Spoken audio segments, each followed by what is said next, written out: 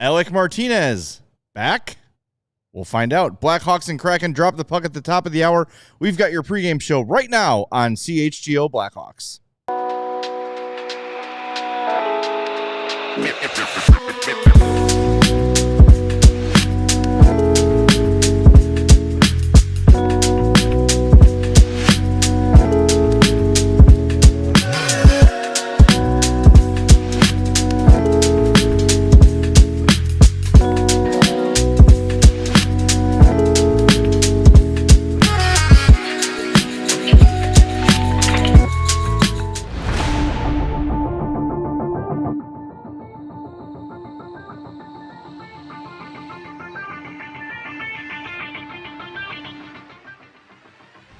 Welcome into the CHGO Blackhawks pregame show. Blackhawks and Kraken coming up at 9 o'clock. I'm Jay Zawoski with Greg Boyson and Mario Tirabassi. Sarah's here running the show tonight. We're going to hear from Luke Richardson in a little bit. That obviously happened a little bit earlier in the day.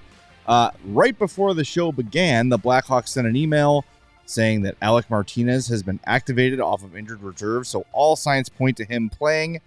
So why don't we just get to it right away after we hit the like button. Make sure you are subscribed to the YouTube channel as well. Podcast listeners, like, subscribe, rate, review, all that good stuff when you listen on an eventual podcast, because this is not podcasted, but I just did that out of habit, so don't worry about that. But just smash the like button and make sure you're subscribed to our YouTube page. And let's hear it. Luke Richardson here, courtesy of the Chicago Blackhawks. Lineup tonight? Alec will be a game time decision. We'll see how he's feeling after this morning's skate. And same forwards, and Peter starting. If Martinez plays, who would come out? We'll make that decision tonight. So, we're just not sure, but we kind of get to that point. When he goes in, we know what he's going to be when he goes in. We're just not sure what's going to happen when he comes out. Craig Smith was talking about just trying to get a little bit more offensive role than he had in Dallas, and working on his shooting. And I mean, it has been pretty productive so far. What have you seen from him? Yeah, no, he was great. He's got a good energy. He's a really reliable player.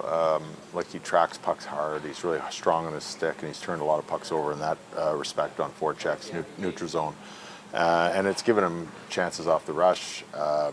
Sometimes more ozone time, which creates power play time, which will help him getting out there more in the power play. And we're happy with him, and we know he's a shooter, and we try and promote our players to be shot first mentality. So he's a good example in that area for everybody.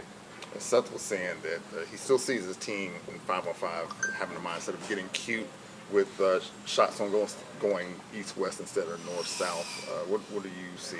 Yeah, no, we try and drive things home and have practice drills that it's like a quick attack, quick strike, so guys can figure out on the fly, and it happens quick, whether it's a shot situation or there's a play open. And sometimes it's difficult, but we try and give them some information. Some teams will slide on 2-on-1s or around the net to give them that opportunity to know that, and maybe drop the shoulder for a pump fake and then shoot the puck.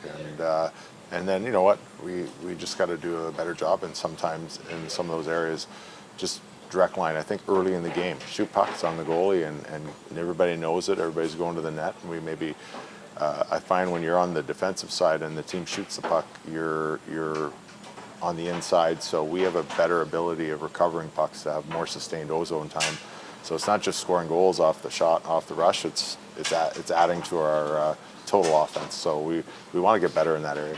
But what do you think makes them abandon that? I think it's just the way the game is played now. You have skills camps all summer, and people are making plays and doing stuff, and I think it's hard to get out of them. They want to be a good teammate. They want to make a play to another player, and there is the odd guy that's a shooter. You don't have to tell Craig to shoot a puck. You don't have to take Dono to tell him to shoot a puck twice, and that's good. You know what I mean? I think that's a good mentality, because usually when that shot's taken away, they'll make the play. I think it's when you're waiting for the play to open up, that's when your space and time closes in on you, and you get neither, and you're usually chasing back, and it's frustrating. And the guys usually know it when you come to the bench and you tell them, and they're shaking their head. But sometimes it's just a natural reaction to try and be a good teammate and make a play that looks really nice.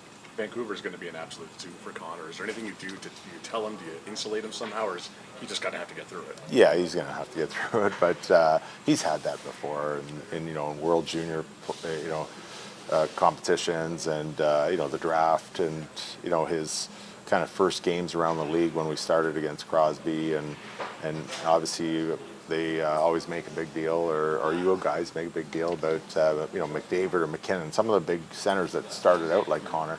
And it's a good storyline, and I think he's used to that, and I don't think that bothers him one bit. What about the not the press stuff, just like family and friends? Yeah. You have to kind of like tell them, don't say yes to everybody. Yeah, no, you can, but I think he's been through that again.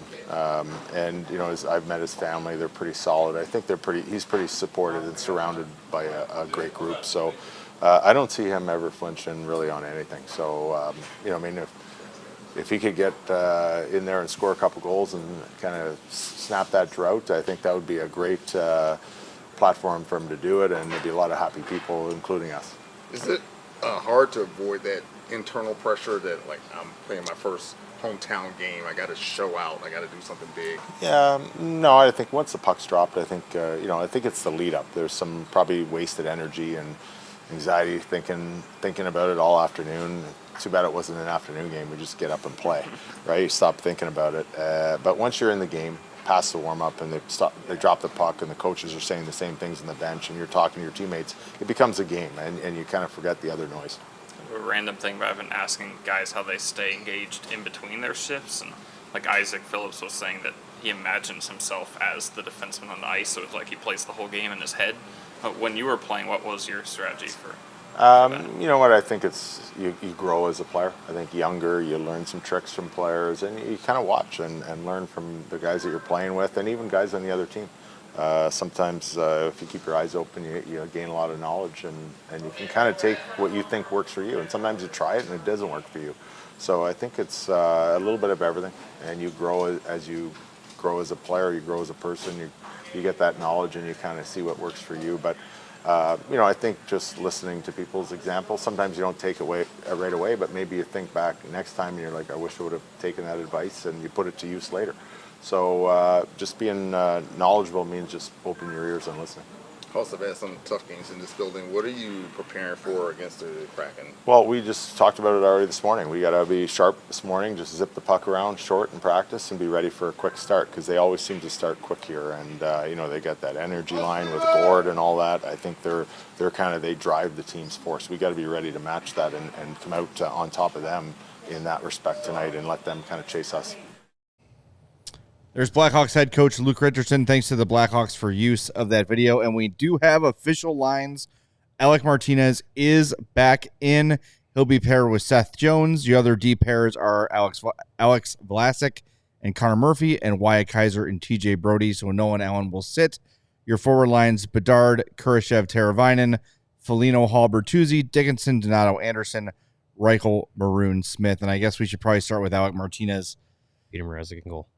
Mrazek in goal, thank you. I'm glad he's back. He has been when he's in, and it's been not often because he's old and he's injured, just very calm and very steady, and just, a 37-year-old defenseman who's been through several Stanley Cup runs, an important part of really good teams, just brings this calm and this demeanor to the room and to the ice. And I think one thing I like about him too is Luke was talking about, I don't have to tell Craig Smith to shoot, or I don't have to tell Ryan Donato to shoot.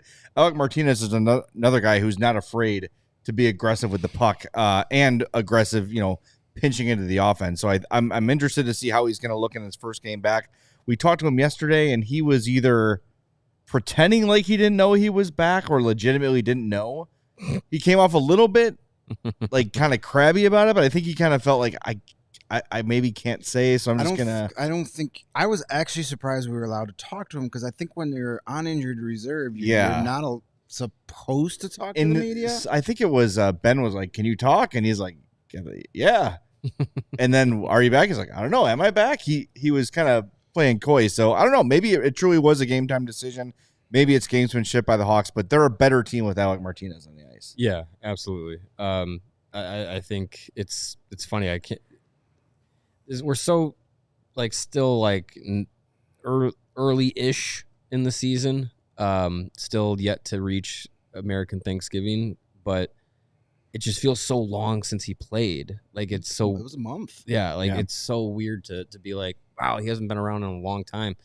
But yeah, he is a veteran presence, steady presence, a guy that you can rely on in the lineup. They trusted him to play with Seth Jones early on in the year, and it was actually pretty effective. I remember when he was in with Jones, it was just like, okay, yeah, you can split up Vlasic and Jones. You change up the minutes and responsibilities, kind of open up Vlasic a little bit more offensively, and then they've tried to replicate that since Martinez has been out. I know Kaiser played with Jones a bit. They did play Vlasic with Jones together a little bit, but having Martinez kind of solidifies that like grouping.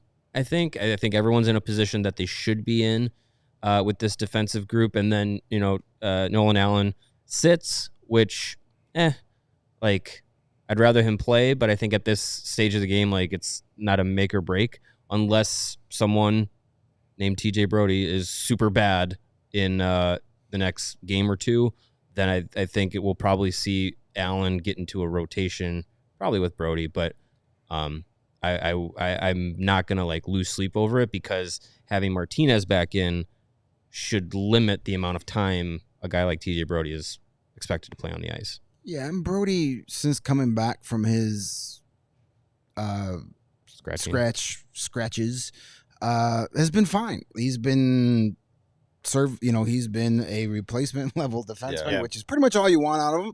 And Nolan Allen's been better than that for most of the year, but it's not the worst thing in the world. Now, I'm going to preface that saying I would rather have Nolan Allen out there than TJ 100%. Brody. Hopefully this isn't a, long-term thing. I think you can now get into rotating guys like originally envisioned at the start of this. Alec Martinez probably won't play every night, especially if he's, Right. He's probably not going to play the next 60 games. And TJ Brody is a guy you can rotate in. There's going to be a point where Connor Murphy's going to need a night off just by the way he plays and the wear and tear in his body. But at this point of the season, Nolan Allen's got 15 games in the NHL. He's played well. But with a young kid like that going through it through the first time, he's another guy that has not played. Yeah, he played in Rockford last year, but they don't have the strenuous schedule that an NHL season has. And we saw what that did to a guy like Kevin Korchinski and even Connor Bedard at the end of the year. They were running out of gas. So getting him, even being young, could use a night off. And a guy now has 15 games of NHL coaching and NHL experience, and now could take a step back and watch a game from the press box. And sometimes you just need to see things and be like, oh, okay, that's what they're talking about. Okay, that's what I need to do. It's not the worst thing in the world. Hopefully he's back in Saturday night, but we'll see what happens. It's not a situation like we ran into last year where, like a situation where a young defenseman was getting scratched like Isaac Phillips or something, and it was Jacob Megna and Jared Tenorti in the lineup, and you were like, why on earth are those guys playing ahead of a guy like Phillips or anything like that?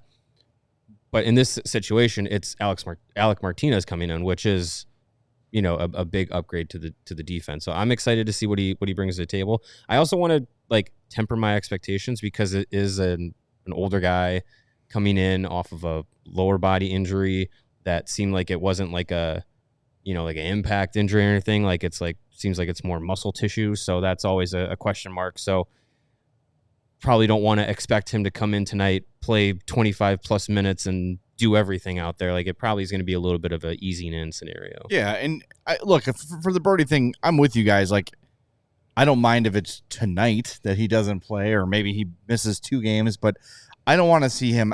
I don't want to see Nolan Allen out 3, 4, 5 games in a row.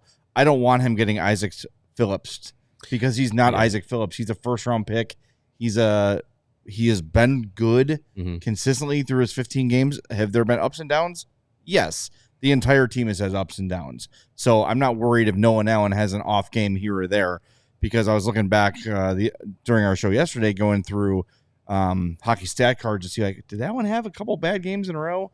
And yeah, last game he was the second worst rated player on the ice.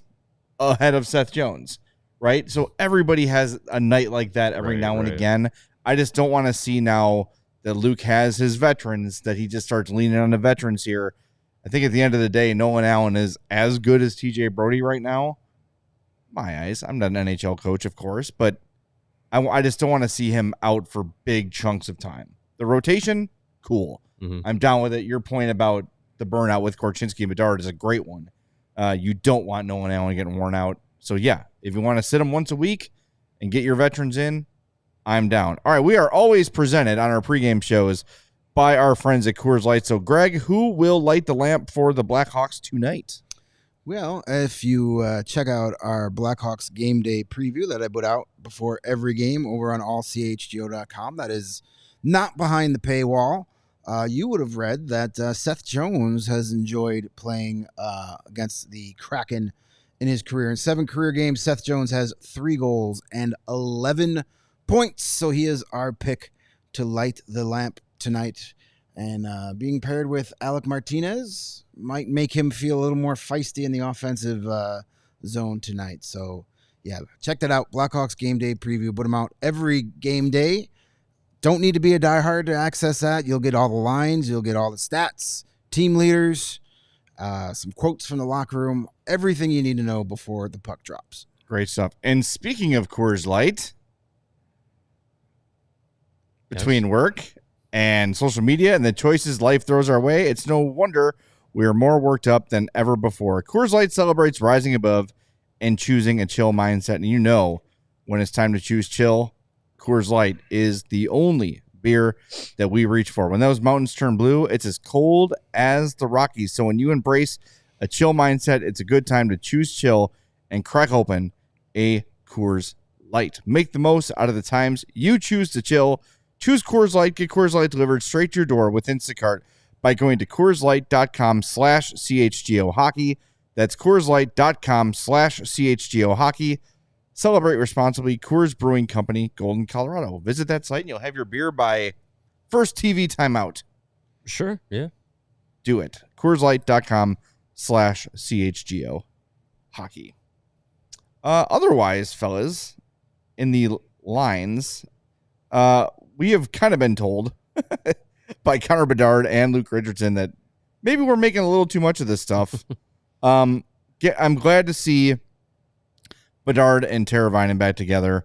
I think Tavo responded pretty well to his demotions to the third line last week. I think him and Bedard have some good chemistry. They're a good match. They complement each other well. And we've seen Kurashev play his best when he's with Connor Bedard. So, okay. Cool. Yeah, I think, analytically, that lineup or that trio has been pretty good. They've had, some really positive numbers in both Corsi for and shots for percentages at 5-on-5, which are really important. I think it was hovered around 60% shots for advantage with that trio out there. And, you get a little bit of everything. You get, 2 guys in Kurashev and Teravainen that their play styles are a little bit mirrored of each other, where they do have some offensive flash and good skills while also being able to play a little bit more responsibly defensively. Teravainen, I would say, at a higher level than Kurashev in that regard on both of those things. But then you have Connor Bedard with, his offensive skill. Like I think it is a good mix. I still think that if you're putting Teravainen and Bedard together, you still need someone who's a little bit more of a, crash in the corners kind of player, or the play around the front of the net. But I think Kurashev still is a good complement to those guys. So hopefully it allows, the offense to kind of grow with that trio and to get a goal tonight from Connor Bedard at any situation would be great. It'd be great if that trio could come together and produce a 5-on-5 goal for Connor Bedard specifically, because he's a guy that is generating the most chances out of anybody on this team. And it's uncharacteristic that his goal scoring numbers are this low. So I would love for that group to have an effective game and for Bedard to, generate a 5-on-5 goal out of it. That would be wonderful tonight. Well, look, got to remember, Tavo was brought in here to be Connor Bedard's winger. Yeah. So, and yes, he needed to be the demotion down the lineup was deserved. And then he responded. The last time out Sunday night against Minnesota, that was Teuvo Teravainen's best game of the season. Didn't get a goal, but he was phenomenal in all three zones. Yep. Led the team with 5 shots on goal. Got him back to the top line. That's what he's supposed to be there. And all off season and in the preseason, we said, with this new deeper roster, Luke Richardson is going to be able to play the matchups a little more this year. We all sat here and said, that's awesome. He's never been able to do that. And then he does it, and people are like, well, why are you changing the line so much?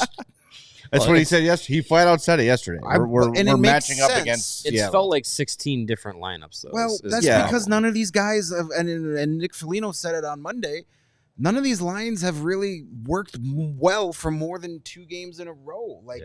They're still trying to find the recipes. They should, like Tavo and Bedard, hopefully get back on groove here because there's your top duo, as we talked about earlier in the season. Your lines are 2 guys that work well together, and you plug and play the third guy. That's where you could play the matchups.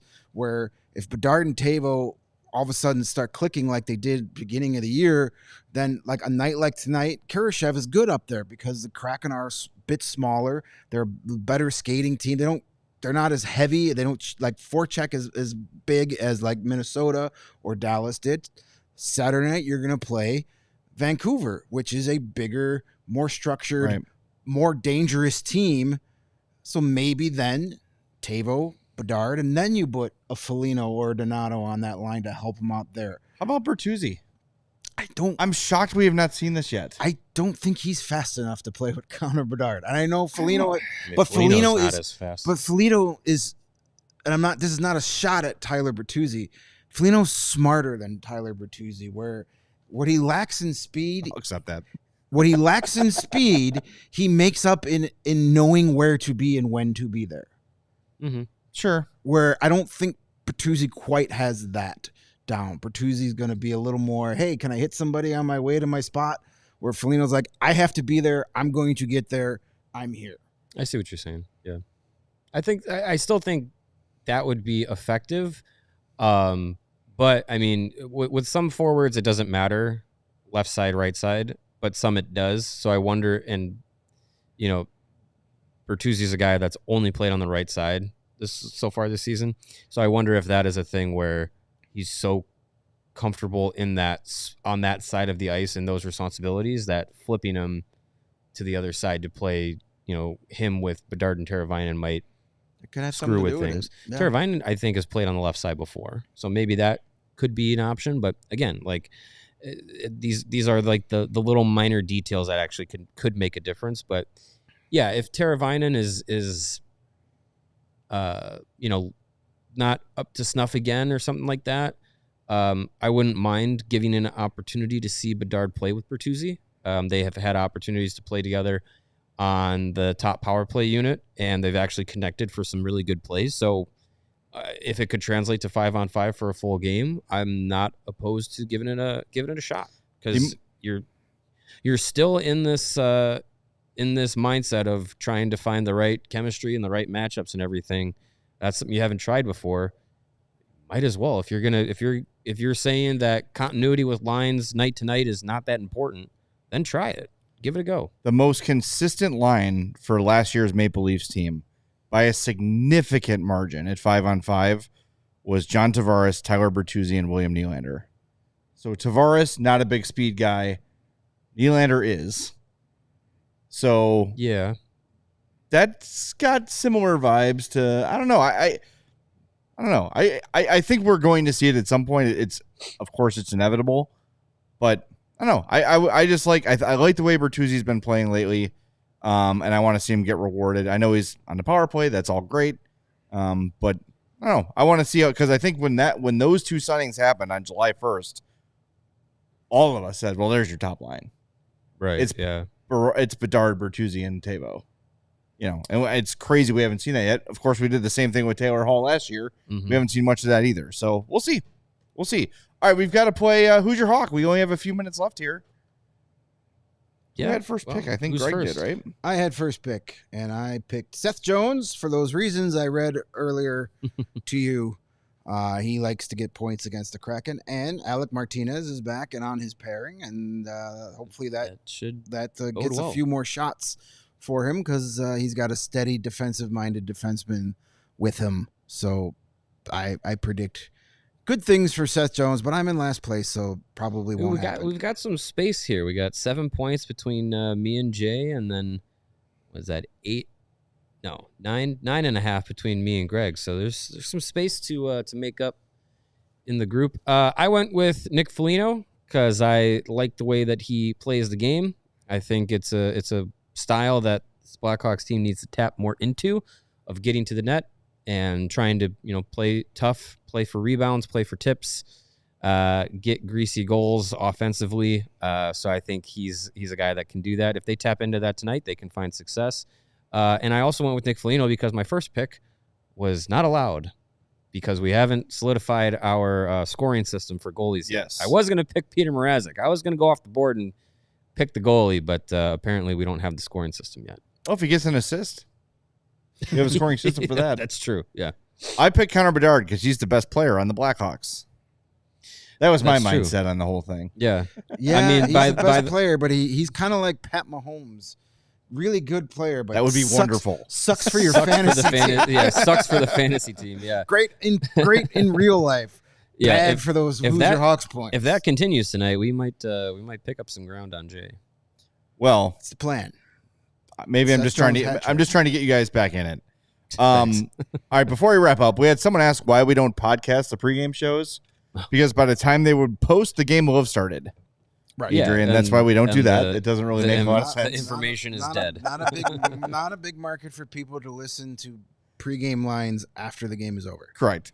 Also, you should know, if you didn't hear the news by now, we're going to have Alex Vlasic in studio with us Monday at 2:30. Monday. So don't miss that. We're also available to watch on your television in many, many different ways. If you have Xfinity, we're on channel There's a new one, 4074. It's not hard to get on Xfinity. On Samsung, we're channel 2348, and we're channel 260 on Roku with rumored more to come. We're also now streaming on Xumo Play.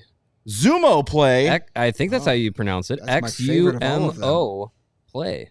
Cool. Yeah, that's where you can get The hell is that? all 24/7 CHGO content on Xumo Play. All right. Well, Wasn't that the Microsoft? That was a Zune. the Zune. The Zune. The yeah. Microsoft iPod. Oh, Yeah. I had a roommate once that had one of those. He was one how of many those wedgies guys. did he get per day? From me, millions. Also, we are on Blue Sky. Not just our personal accounts, but the show accounts are on here now too. So at chgo-blackhawks.bsky.social. They got to fix that. But we're on Blue Sky. Rolls right off we're the sharing tongue. content there, as is a lot of the people here at CHGO, the three of us, a lot of the other hosts, but all the shows are on there too, sharing links and all those things. So if you've made the transition from X and Twitter to Blue Sky, if you're still active on both, we are there for you in all ways, shapes, and forms. BJD says I made that up because I own the site. I wish I I wish I Had had. enough I money wish to- I owned the website that What dozens is it? of people have heard about. Xumo. Xumo? XUMO Play. Xumo Play. Yeah, All right. cool. Fair enough. And also, did we do the hard subscribe to CHGO Yeah, we're only like Sports? 4 away from 70,000. Hey! Did we hit it?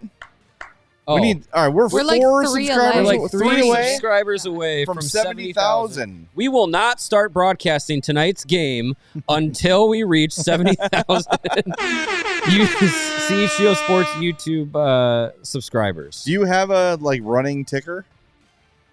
Yeah, I noticed. I mean, can you see it right three now? away. Yeah, if there's we a were to live hit it. count. there's a I live could- count. I mean, come on, let's go. We need 3 come on more now. subscribers. I know 3 people watching this right now have not hit the subscribe Well, button. two away. Two away. Come on Come now. on now. Hey. I Come was on gonna now. yell. I Who noticed wants yesterday to be number 70,000? when Nate was producing the show, he was not subscribed to one the page. more away. One away.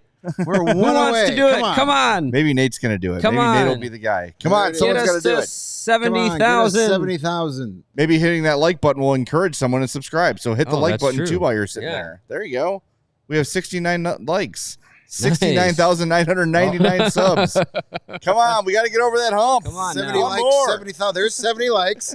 Get us 70,000. 70. Can I? 70. Do Give we us hear 70,000. We'll put Hold the on game now. on Xfinity. We'll show feet. Oh, hey, that's your promise. All right, while we're waiting, by the way, we are giving away tickets to the Shoresy Fall Classic on Twitter, on Discord, on Blue Sky. So go to all those accounts, enter. There's different ways to enter on each of them, and we'll announce that winner at some point tomorrow. So jump in. If you haven't, if you're a diehard, jump on the members-only Discord and see how to win those Shoresy tickets. And we just hit it. is. All right. 70,000. Oh, 7,001. That's such a weird number. We I'll unfollow. All right, we'll talk to everybody after the game. Hawks and Kraken. Go Hawks. Talk to you then on the CHGO Thank you, Blackhawks Ramon. podcast. We all silly like the mayor.